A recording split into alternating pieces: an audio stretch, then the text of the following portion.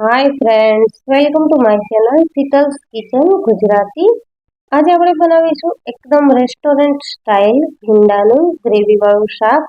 ભીંડાનું શાક આપણે બનાવતા હોઈએ છીએ, પણ તે બહુ સૂકું પડતું હોય છે. તો આજે આપણે આ રીતે એકદમ ગ્રેવીવાળું અને ખાવાની મજા આવે એવું ચટપટું ટેસ્ટી એવું ભીંડાનું શાક બનાવીશું.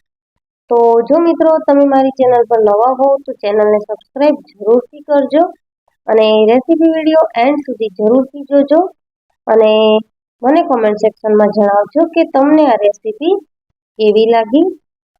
સબસ્ક્રાઇબની બાજુમાં આપેલું બેલ આઇકન બટન પ્રેસ કરજો એટલે બધી જ નોટિફિકેશન સૌથી પહેલાં તમને મળશે. તો રેસ્ટોરન્ટ સ્ટાઇલ ભીંડાનું ગ્રેવીવાળું શાક બનાવવા માટે અહીંયા મેં પેનમાં 2 મોટી ચમચી જેટલું તેલ લઈ લીધું છે અને તેલ ગરમ થયા પછી આ રીતે થોડા મોટા ટુકડા કરેલા ભીંડા ઉમેરી લીધા છે. તો અહીંયા મેં એકદમ કૂણા એવા નાના નાના ભીંડા લીધા હતા. તો ભીંડાને આપણે 5 થી 7 મિનિટ જેવું તેલમાં આ રીતે સાતળી અને 2 મિનિટ માટે ઢાંકી દઈશું તો ભીંડા સારી રીતે ચડી જશે. તો ભીંડા હવે થઈ ગયા છે, તો આપણે તેને અલગ વાસણમાં કાઢી લઈશું. ત્યારબાદ એ જ કઢાઈમાં આપણે શાક વઘારવા માટે 2 ચમચી જેટલું તેલ ઉમેરીશું. તો આ રીતે તેલ ઉમેરી અને તેલ ગરમ થાય ત્યારે આપણે 1 ચમચી જેટલું જીરું અને અડધી ચમચી હિંગ ઉમેરવાની છે. સાથે અડધી ચમચી મેં રાઈ ઉમેરી છે. તો રાઈ અને જીરું બંનેનો ટેસ્ટ આ ભીંડાના શાકમાં ખૂબ જ સારો એવો લાગે છે. તો રાઈ જીરું કકડી ગયા પછી આપણે એક મીડિયમ સાઇઝની ડુંગળીને ઝીણી ચોપ કરીને લઈ લીધી હતી, તો તે ઉમેરી લીધી છે. હવે ડુંગળીને પણ આપણે સારી રીતે સાતળી લઈશું અને જ્યાં સુધી ડુંગળી સતળાય છે ત્યાં સુધી આપણે ટોમેટોની પ્યોરી કરી લઈશું. તો 2 મીડિયમ સાઇઝના ટોમેટોને મેં મિક્સરમાં પાણી નાખ્યા વગર પેસ્ટ બનાવી લીધી છે આ રીતે.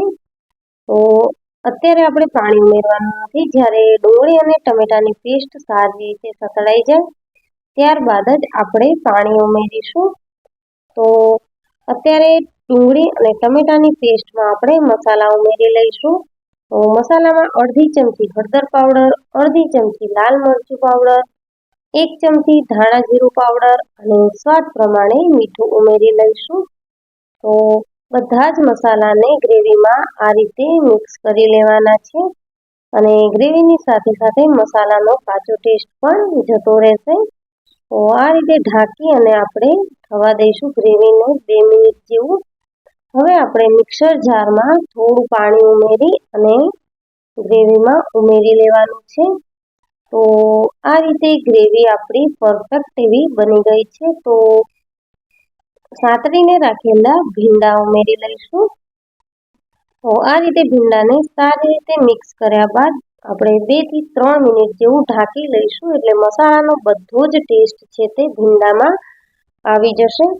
હવે 2 થી 3 મિનિટ થઈ ગઈ છે, તો અડધી ચમચી કિચન કિંગ મસાલો અને અડધી ચમચી ગરમ મસાલો ઉમેરી લઈશું અને શાકને આપણે 2 થી 3 મિનિટ જેવું આ રીતે ઉકળવા દઈશું.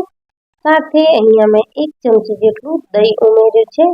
રેસ્ટોરન્ટ સ્ટાઇલ શાક બનાવવા માટે અહીંયા દહીં ઉમેરવું જરૂરી છે. જો તમારે ન ઉમેરવું હોય તો તમે સ્કીપ પણ કરી શકો છો.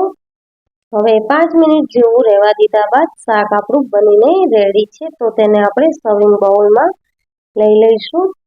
તો મિત્રો તમે પણ આ ભીંડાનું શાક આ રીતે જરૂરથી ટ્રાય કરજો અને મને કોમેન્ટ સેક્શનમાં જણાવજો કે તમને આ રેસીપી કેવી લાગી. તો ખૂબ જ ટેસ્ટી અને ચટપટું એવું રેસ્ટોરન્ટ સ્ટાઇલ ભીંડાનું શાક આપણું બનીને રેડી છે. તો જો મિત્રો તમને મારી રેસીપી વિડીયો ગમ્યો હોય તો વિડીયોને લાઈક કરજો, શેર કરજો અને મારા ચેનલને સબસ્ક્રાઈબ જરૂરથી કરજો. Thank you for watching. Thank you.